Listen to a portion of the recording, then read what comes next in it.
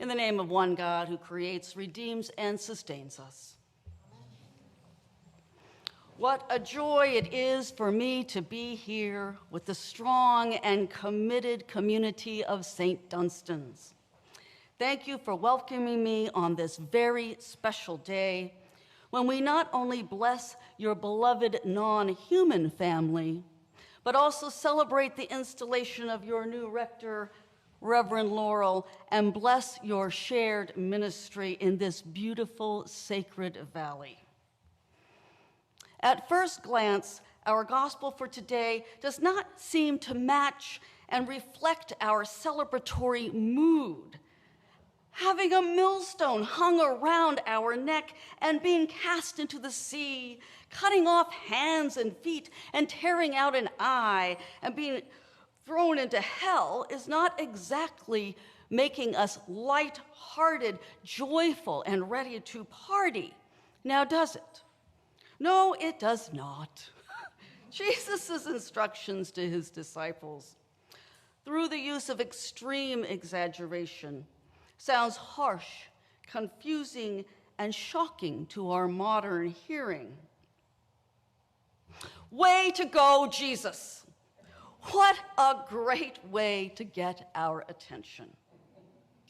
What it does is solidify the lesson taught last week that this week's teaching builds on, that whoever wants to be first must be last of all and servant of all.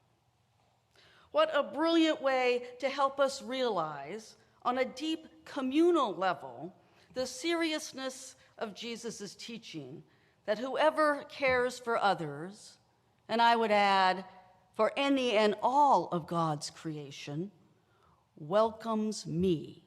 And whoever welcomes me welcomes not me, but the one who sent me. Whoever welcomes one in need, one who seems so alien or undeserving or wholly different from ourselves, one of God's creatures who is suffering, two-legged or four-legged, it matters not, and especially anyone who welcomes one who is new to following the way of Jesus. Anyone who does these things is showing hospitality to God. The gospel for today clearly articulates Jesus' warning that all those things that lead us or others to turn away from God, away from trusting God, to fail to welcome the stranger and care for the suffering, to fail to honor and protect God's creation, to refuse to examine and turn away from all those inner dispositions or outer actions that cause us or others to stumble, to sin. Those are of great concern to God. St. Francis of Assisi is the perfect example of what Jesus is getting at, what Jesus expects, or more accurately, what Jesus hopes for us, his disciples, when he uses harsh hyperbole to get our attention. One of the things Francis and his companion Claire first discovered was that a relationship with God requires trust, just like any other and all relationships.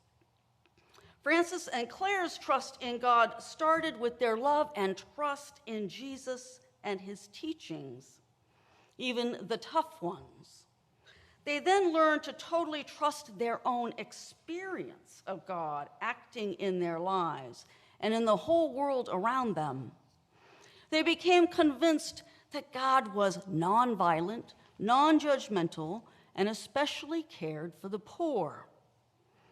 Another profound idea of Francis and Claire that was brand new was what we see with our eyes is a kind of doorway into the invisible world, and the invisible world is way bigger than what we see with our eyes.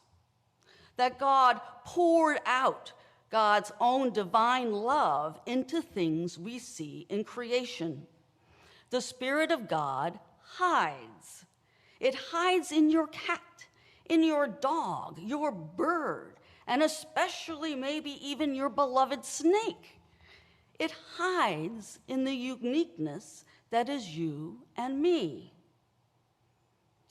Franciscan priest and theologian Richard Rohr states that these ideas and understandings were radically new, exciting, and life-changing.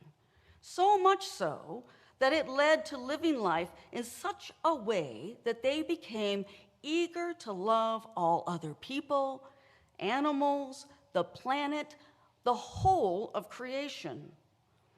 Father Rohr says that it led to the letting go of old ideas, attitudes, and ways of acting that were not needed anymore or didn't work anymore. And conversely, they learned to trust that their new ideas, attitudes, and feelings were a good thing. They were a God thing. Now, their God was dynamic, always offering something new at every moment. And as they lived and acted differently, they learned how to truly and deeply love. Now, that is what Jesus is asking of us and hoping for us, that we live openly and expectantly with God at the center, that we allow God to change our patterns of thinking and being, that we become increasingly more willing and able to trust God and welcome God, eager to be servants of all God's children, human and non-human, eager to be stewards of all God's stunning creation. In short, eager to love. Yes, we need to hear the warnings of the cost of discipleship and take them seriously. But we also cannot forget God is alive. God is active, available, incarnated in our own lives, in the common community of this community of St. Dunstan's, and in this beautiful sacred valley. Like St. Francis and St. Clare, we are invited to trust our experience of God and go along for the ride, opening the way to increased joy, hope, and possibilities of new life. We are called to expand our vision so we can see God hidden in the beauty of creation, in all those we seek to serve, and in all those adorable faces we are about to bless. What a joy. That is the legacy of the way of Jesus and the Franciscan way that they have left for us. That is yet another great reason to celebrate. Amen.